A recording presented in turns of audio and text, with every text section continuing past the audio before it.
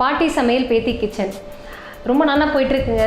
நிறைய பேர் நிறைய இன்புட்ஸ் கொடுத்துட்ருக்காங்க. நிறைய விஷயம் புது ரெசிபிஸ் வந்துட்டுருக்கு நமக்கும். அதில் ஒரு சிலதெல்லாம் நாங்கள் ஆல்ரெடி வந்து பண்ண ஆரம்பிச்சிட்டோம். இப்போ அடுத்தது நம்ம பண்ண போகிறோம். ஏற்கனவே பண்ணுறது தான், பட் வீட்லேயே எப்படி வந்து இடியாப்பம் ரெடி பண்ணி மாவை அதை வந்து கலரிட்டு அது புழியறதுன்றது எப்படிங்கிறத பார்க்கலாம். ஹைதராபாத்லேருந்து ஆஸ் யூஷுவல் நம்ம சிஸ்டர்லாம் வந்திருக்காங்க. என்னோடய சிஸ்டர்லாம் வித்யாக்கான்றவங்க. அவங்கக்கிட்ட நம்ம எப்படி பண்ணலாங்கிறத பார்ப்போம்.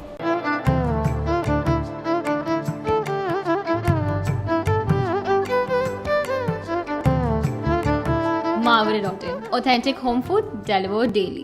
வாங்க வித்யாக்கா, ஆஃப்டர் லாங் டைம் சொல்ல மாட்டேன், இது கொஞ்ச நாள் கழிச்சு திருப்பி அகெயின் மாவுடுக்காக வந்ததுக்கு ரொம்ப தேங்க்ஸ். ஸோ நம்ம இன்றைக்கி இடியாப்பம் பண்ண போகிறோம்னு சொன்னோம். அதாவது ஹோம் பேஸ்டு, எதுவுமே வந்து ரெடிமேட் ப்ராடக்ட் கிடையாது. ஸோ அதை நீங்கள் எப்படி பண்ணலான்றது கொஞ்சம் நமக்கு சொல்லுவோம். நம்ம வீல் ஆல்சோ ட்ரை அண்ட் மாவுடு. ஓகேம்மா, இதில் பண்ண வேண்டியது ஒன்றுமே இல்லை.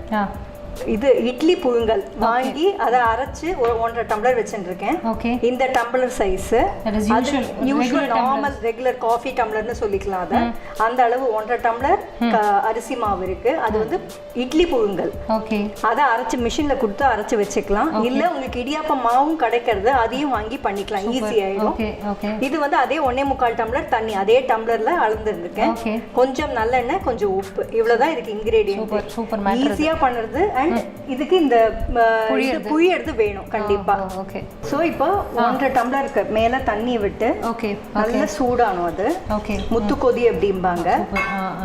அதுல ஒரு உப்பு, ஜஸ்ட் அந்த இடியாப்பத்துல உப்பு ஏறதுக்கு தான். ஆமா, ரொம்ப உப்பு வேண்டாம் இதுக்கு. அண்ட் 1 ஸ்பூன் நல்லெண்ணெய். அவ்வளவுதான். ஓகே ஓகே, மொத்தத்துக்குமே அவ்வளவுதான். வேணா லாஸ்ட்ல போட்டுக்கலாம். சோ தட் அந்த அடுப்புல இது வந்து ஒட்டாம வரணும். அதுக்காக இதை நோட் பண்ணிக்கோங்க. ஒட்டாம வரணும்னா கொஞ்சம் தண்ணியில உப்பு எண்ணெய் கொஞ்சமா போட்டு அதை கொதி விட்டுறதுக்கு வெயிட் பண்ணுங்க. லைட்டா ஒரு கொதி வந்த உடனே மாவை இப்படி சலிச்ச மாதிரி போடணும். சோ தட் கட்டி தட்டக்கூடாது. ஓகே, ஸோ அம்சா மாவும் அப்படிதான் சொல்லுவாள். ஓகே, ஸோ தேவைன்னா இன்னும் கொஞ்சம் அப்புறம் தண்ணி விட்டுக்கலாம். பட் அவசியம் ஏற்படாது. இது கெட்டியாகி நல்லா நமக்கு புழியிற பதத்துக்கு வரணும்னா ஓகே, அளவு கரெக்டாக இருந்தால் தான் அது உனக்கு கட்டியும் தட்டாமல் வரும். இப்போ நம்ம இடியாப்பம் ரெடிமேட் வாங்குறோம்ல, அதில் அந்த மாவு மட்டும் சொல்கிறேன். அது இதே ப்ராசஸில் தான் பண்ணலாம். இதே ப்ராசஸ் தான். ஓகே, பச்சரிசியில் பதப்படுத்தின மாவுன்னு தான் சொல்கிறேன். ஆமாம், நம்ம வந்து இங்கே புழுங்கல் அரிசி, இட்லி அரிசி போடுறோம். ஸோ என்ன டிஃப்ரென்ஸு? டேஸ்ட்ல என்ன டெக்ஸ்சர் எல்லாமே மாறும். அது கொஞ்சம் ரஃப் ஆயிடும். நீங்க கொஞ்ச நேரம் வச்சு சாப்பிட்டா அது நல்லா ஒரு சைட்லலாம் ஒரு மாதிரி ரஃப்னஸ் தெரியும். ஓகே ஓகே, இதெல்லாம் உனக்கு அது தெரியாது. ஏன்னா இது சாஃப்டா இருக்கும். ஓகே, 2 நிமிஷம் கூட ஆகாது இது கலர் எடுத்துக்கு. இதை கொஞ்சம் நோட் பண்ணிக்கோங்க. இதெல்லாம் தான் சின்ன சின்ன விஷயம் தான். எண்ணத்துல என்ன போடலாங்கிற விஷயத்தை நம்ம பார்த்தாதான் இது கரெக்டாக வரும். இல்லைன்னா இன்னொரு நம்ம பண்ண முடியாது. இது ஒரு பதம் கம்மியாக இருந்தாலும் இடியாப்பம் டேஸ்ட்டே மாறி போயிடும். அதனால நல்லா கலரி அதுக்கு ஏற்றபடி அதை ஒரு கலர் மாறும். அரிசி மாவு ஒயிட் கலர் வந்து கொஞ்சம் லைட்டாக கலர் மாறும். பழுப்பு கலரில் வந்தால் தான் நல்லா இருக்கும் அந்த டேஸ்ட்டு. எப்படி வேக விட போகிறோம்னாலும் அது ஒட்டாமல் வந்தால் தான் அதோட அந்த டேஸ்ட். இந்த ஓம ஜீரகம்லாம் அவசியம் ஒன்றுமே வேண்டாம். வெறும் உப்பு தான் இதுக்கு. ஓகே, இப்போ கொஞ்சோண்டு இல்லை நல்லெண்ணெய் விடலாம். 1/2 கரண்டி அந்த அளவு தான் போதும். ஓகே, ஸோ அது ஒட்டாமல் வரதுக்காக நம்ம பண்ணுறது. கடாயில் ஒட்டவே ஒட்டல.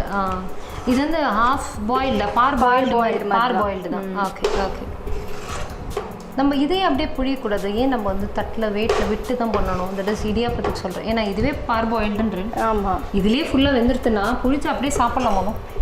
அது கொஞ்சம் மாவு டேஸ்ட் இருக்கும். அதனால தான் வேக விடுறது வந்து வயிற்றுக்கும் நல்லது. இது வெறும் மாவு இல்லையா, வயிற்று எனிதிங் ஸ்டீம் பண்ணுறது பெட்டர்.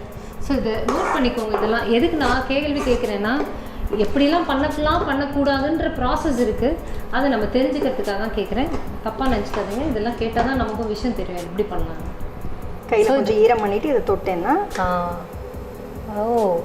சூப்பர் சாஃப்டாக இருக்குது இது. ஏன்னா அந்த மாவை அரைச்சிடணும் இல்லையா, நல்லா அந்த நைஸ் மாவு வந்து நல்லா சாஃப்டாக ஆகிடும். ஸோ இது சலிக்கவே அவசியம் இல்லை. ஸோ இடியாப்பம் பண்ணோன்னா இடியாப்பத்துக்கு உண்டான பதத்தில் அவங்க மாவு மிஷினில் அரைச்சிட்டோம். ஆமாம், அவ்வளோதான். நம்ம மிக்ஸிலலாம் அரைக்கக்கூடாது அது அது இல்லை அது குறப்பு இருக்கும் திருப்பி சலிக்கணும் அதெல்லாம் இருக்குது அதனால தான். ஸோ இப்போ இதான் நாழி அதுக்கு பேர். ஓகே இதில் நிறைய டைப்ஸ் இருக்குது. சிம்பிளிஃபைடாக வெயிட்டு வந்து நமக்கு வந்து ரொம்ப கஷ்டப்படாமல் பண்ணோன்னா இந்த நாழி வந்து ரொம்ப நல்லா இருக்குது. சிலதெல்லாம் இரும்பு பழங்காலத்தில் நான் எங்கள் பாட்டிக்கெலாம் ஹெல்ப் பண்ணியிருக்கேங்க. இரும்பு நாழியில் அப்படி சுற்றி பண்ணோம். அந்த ஸ்டாண்டு ஒருத்தர் பாட்டி பிடிச்சிப்பாங்க, நான் வந்து புழிவேன்.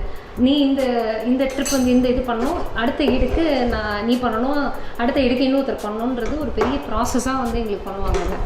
ஸோ இப்போ இன்னும் சிம்பிளிஃபைடாக வந்திருக்கு. மேபி அந்த காலத்தில் இருந்தால் ரொம்ப ஈஸியாக பண்ணியிருப்பாங்களா. ஓமப்பொடியாச்சு. ஸோ இது வந்து ஓமப்பொடியாச்சு. ஓகே ஸோ சின்னதாக இருக்கும், வச்சு மைன்யூட் ஹோல் உள்ளது. இதை பார்த்தா இது அவ்வளோதான் இருக்கும் உங்களுக்கு. இந்த சேவை நாயில் நல்லா இங்கே எண்ணெயை தடவிடும், ஸோ தட் உங்களுக்கு ஒட்டாமல் வரும். அதுதான் உங்களுக்கு. ஓகே நல்ல விஷயம் அது.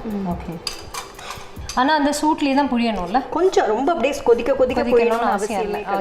Okay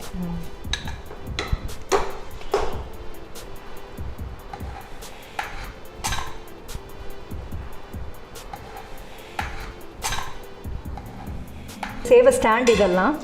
okay super. ஸோ அதில் கொஞ்சோண்டு இப்போ எண்ணெயை தடவிட்டு கேவி. ஓகே ரொம்ப அழகாக இருக்குது பார்க்க. ரொம்ப ஈஸியாக பண்ண ஆரம்பிச்சிட்டோமே நம்ம. இவ்வளோதான், அவ்வளோதான். முடிஞ்சால் இதை வேக வச்சுட்டா ரெடி. சூப்பர். மெல்லிசா சாஃப்டாக வரும். இது சான்ஸே இல்லை, பார்க்கவே ரொம்ப அழகாக இருக்குது. வெயிட்டில் விட்டால் அது இன்னும் டேஸ்டே தனி தான் இல்லை. ஆமாம், குக்கரில் 5 நிமிஷம் இட்லிக்கு வைக்கிற மாதிரி வச்சா போகிறோம், அதுக்கு மேலே ஒன்றுமே அவசியம் கிடையாது. ஓகே எண்ணெய் தடவலைன்னா அது ஒட்டிக்கும் பாத்திரத்தோட, அதனால கண்டிப்பாக எண்ணெயை தடவிட்டு பண்ணுங்க. ஓகே புழியறது இதை விட ஈஸியாக புழிய முடியாது. ஆமாம், ஆக்சுவலாக பார்க்க அவ்வளோ ஈஸியாக இருக்குது. இது ஒன்றும் சிரமப்படவே வேணாம்னு நினைக்கிறேன் யாரும். ஸோ நான் பண்ணிட்டோமா ஒரு தடவை? ஈஸி தான் உனக்கு பண்ணுறது, பண்ணிப்பாரு. நீ ஒன்றுமே சிரமமே இல்லையேம்மா அதில். அந்த இதில் இரும்புலலாம் வந்து எங்கள் கையே போயிடும். இது ரொம்ப ஈஸியாக இருக்குது. பாவம் அந்த காலத்தில் அவளுக்கும் இதே மாதிரி இருந்ததுன்னா இன்னும் ஈஸியாக நிறையா பண்ணிருக்கலாம்.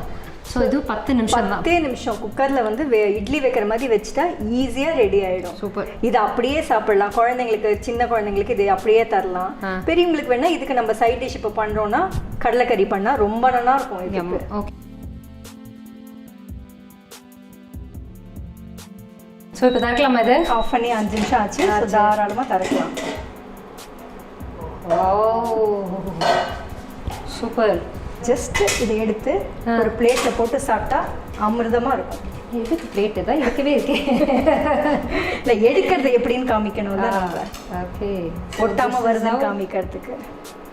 இது இப்போ இப்படி பார்த்தாலே தெரிஞ்சிருக்குமா? இதை வந்து நீங்கள் ட்ரான்ஸ்ஃபர் பண்ணி ஒரு பிளேட்டில் வச்சாலும் சரி, இல்லை ஹாட் பாக்ஸில் வச்சாலும் சரி, ஒரு இலையை போட்டு அழகாக லேயர்டாக, ஸோ தட் ஒன்று மேலே ஒன்று ஓட்டாமல் இருக்கும். இல்லையா, சுட சுட கையோட சாப்பிட்டாலும் சரி, அப்படியே பண்ண சாப்பிட்டீங்கன்னா அவ்வளோ நல்லா இருக்கும். இதை பார்க்கவே ரொம்ப நல்லா இருக்குது. அடுத்து கடலைக்கறியோடு சேர்த்து சாப்பிட்டோன்னா டேஸ்ட்டே தனிங்க. கண்டிப்பாக வீட்டில் ட்ரை பண்ணுங்கள். நாங்களும் மாவடுவில் இந்த மாதிரி புதுசாக ஃப்ரெஷ்ஷாக பண்ண முடியறதுக்கு நாங்களும் ட்ரை பண்ணுறோம். ஐயோ ரொம்ப நல்லா இருக்குமா, பயங்கர சாஃப்டாக இருக்குது. நீங்கள் வந்து கண்டிப்பாக வீட்டில் ட்ரை பண்ணுங்கள். மாவடுவில் ஆர்டர் பண்ணி சாப்பிடுங்க, ரொம்ப நல்லா இருக்குங்க இது.